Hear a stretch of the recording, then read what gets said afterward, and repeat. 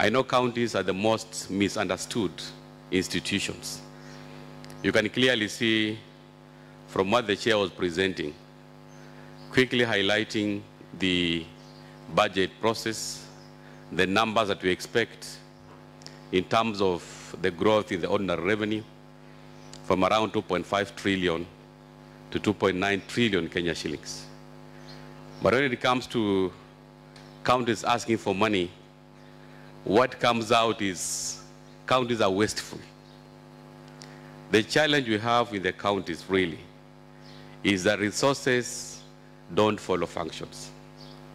Those are some of the key principles of PFM, where there's so much that we're expected to do. And for your information, in 2024-2025 public policy statement, the budget policy statement, whatever that we have been allocated is 391 billion Kenya shillings, which is representing only an increase of less than 6 billion Kenya shillings to be shared amongst 47 counties. But when you go to the nitty-gritties, I like what the Treasury always puts out: program-based budgeting, itemized budgeting.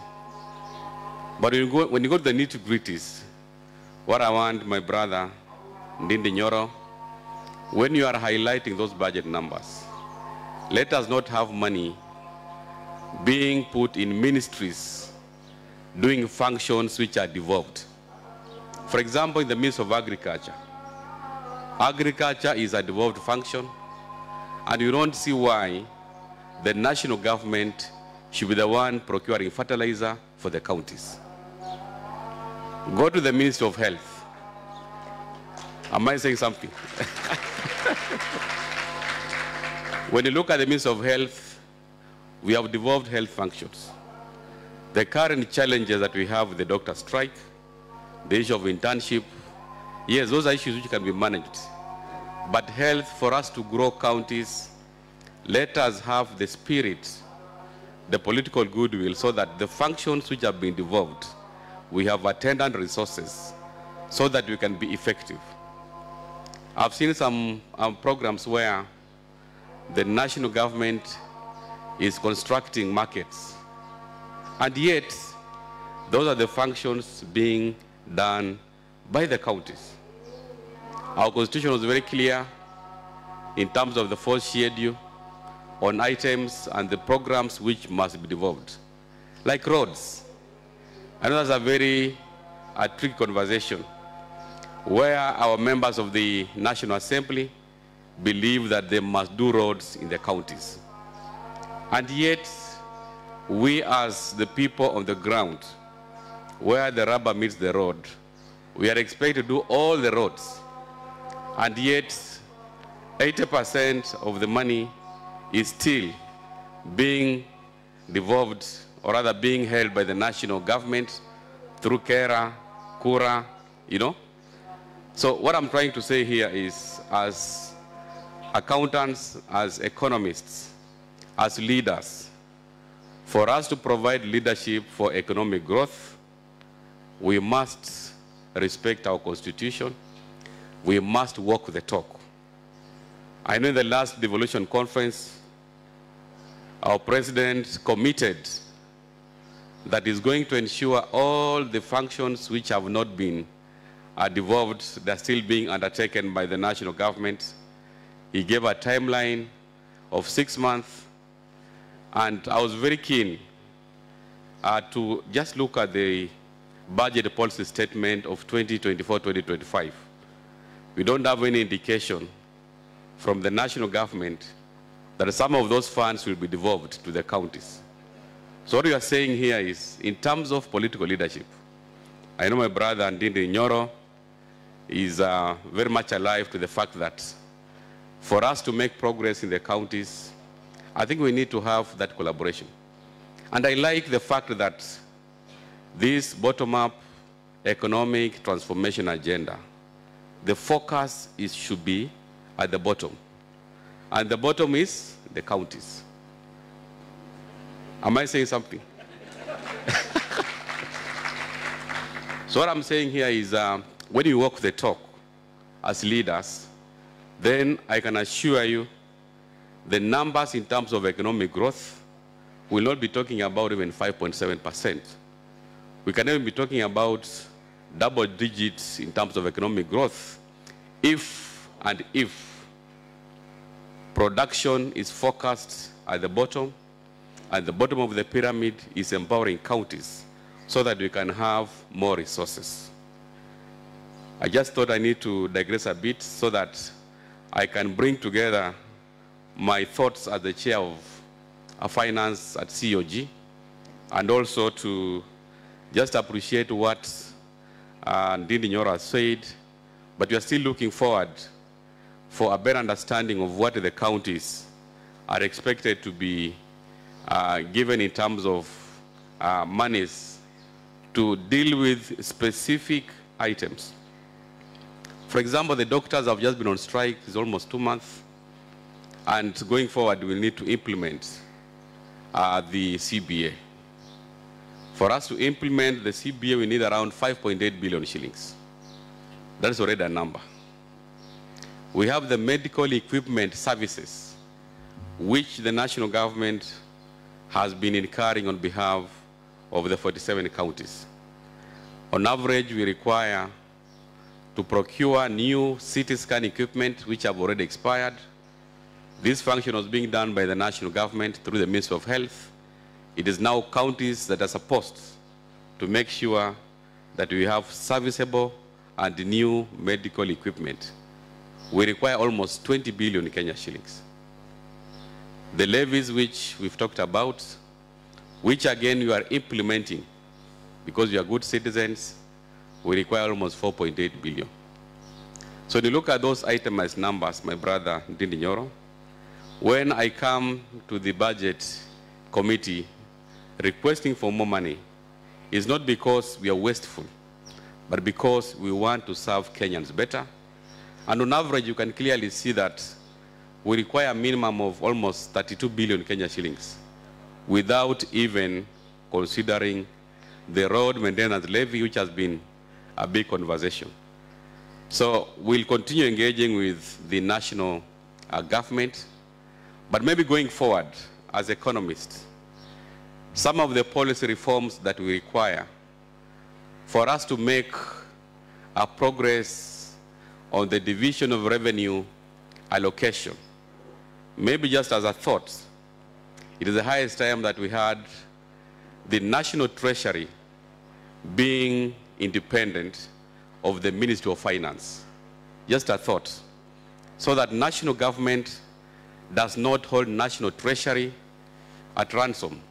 Let's have the Ministry of Finance doing the budgeting process, but we have the National Treasury that will look at equitable revenue share between the national government and the counties. That is food for thought for economists. My topic was looking at how do we mainstream the public-private partnerships in the counties as a tool for resource mobilization. The PFM Act provides for 3 main sources of finance in counties, and the first one being the equitable share, which largely comes from the National Treasury. We have the on-source revenue, which again has been curtailed because of the PFM Act. We only collect money on property and entertainment tax and a few levies. And then, of course, we also have conditional grants, which again come with their own conditions. Like the most interesting one, which I'm happy that it is now behind us, is where the counties were required to sign intergovernmental agreements before you access a conditional grant. You can imagine you have been given money, but it's just on paper. For you to access, let's say, 20 billion for FLOCA, you need to have signed intergovernmental agreements between the counties and the National Treasury. And before the intergovernmental agreements have been signed, you need to go to your county assemblies, and you know how the county assemblies are. We have already conditions precedent. After that, you go for public participation. So all that process will take a minimum of 6 months to 9 months. And some of those conditional grants have deadlines. So issues around conditional grants, we are happy to have it as a budget item. But let us also try to be a bit flexible in terms of access. And these are conversations that I want our brothers in the National Treasury, especially our economists, at least to have some favorable consideration to counties, because when you give counties money which they cannot access, definitely you have a challenge. And the last source of revenue, or rather financing of counties, is through debt. And that is an item that we have never succeeded.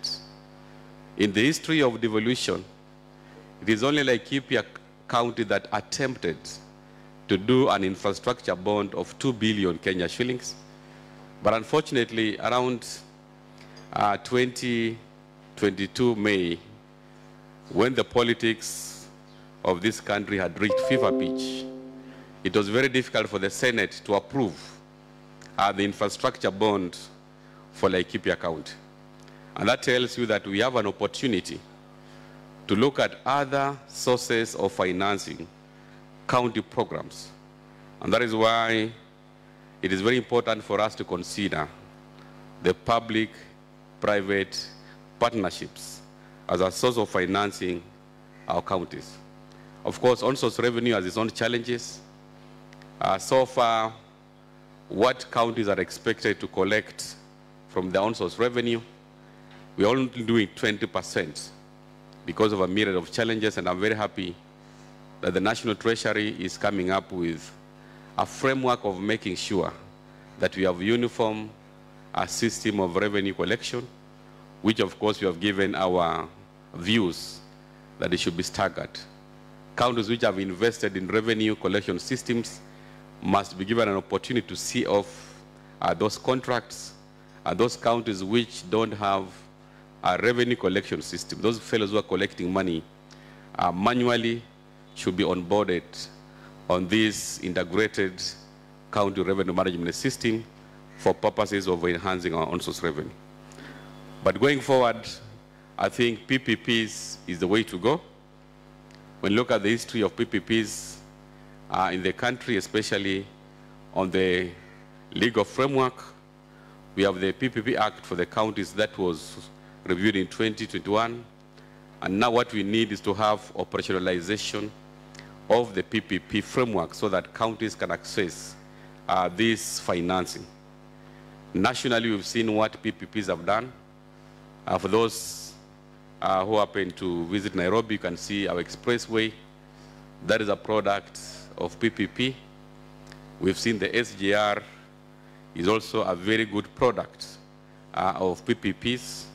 And we also have other programs in the energy sector which have been successfully delivered through PPP programs. So in the counties, I think we have an opportunity. We've been having discussions with the Commission on Revenue Allocation on how we can optimize debt as an alternative of financing counties. And besides that, definitely having those public-private partnership programs is the way to go.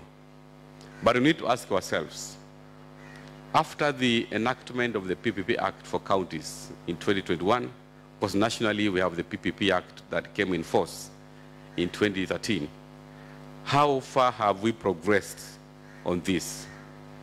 And I have to say here honestly that for the counties, we have not made any significant progress on PPPs because of some of the challenges, inherent challenges, starting from the legal issues around procurement and financing.